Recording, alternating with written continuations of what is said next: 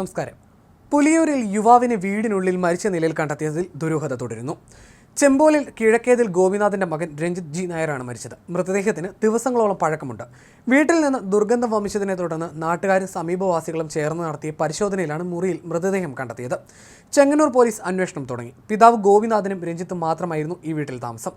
എറണാകുളത്ത് സ്വകാര്യ കമ്പനിയിൽ ജോലി ചെയ്തു വരികയായിരുന്ന രഞ്ജിത്ത് വിവാഹിതനായിരുന്നുവെങ്കിലും ഭാര്യയുമായി അകന്നു കഴിയുകയായിരുന്നുവെന്ന് പോലീസ് പറഞ്ഞു.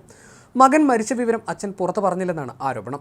എറണാകുളത്തെ ഓൺലൈൻ കമ്പനിയിൽ ജീവനക്കാരനായിരുന്നു രഞ്ജിത്ത്. വിവാഹിതനായിരുന്നെങ്കിലും മാസങ്ങൾക്ക് മുൻപ് ബന്ധം വേർപെടുത്തിയെന്ന് നാട്ടുകാർ പറയുന്നു.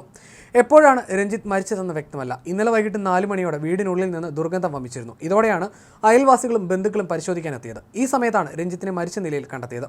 കൂലിപ്പണിക്കാരനാണ് രഞ്ജിത്തിന്റെ അച്ഛൻ ഗോപിനാഥ്. മൃതദേഹം കണ്ടെത്തിയ നാട്ടുകാരാണ് വിവരം പോലീസിനെ അറിയിച്ചതും. സംഭവത്തിൽ ചെങ്ങന്നൂർ പോലീസ് കേസെടുത്തിട്ടുണ്ട്. മൃതദേഹം പോസ്റ്റ്മോർട്ടത്തിന് ശേഷം ബന്ധുക്കൾക്ക് വിട്ടുകൊടുക്കും. മൃതദേഹത്തിന് 2 ദിവസത്തിലധികം പഴക്കമുണ്ടെന്നാണ് പ്രാഥമിക നിഗമനം.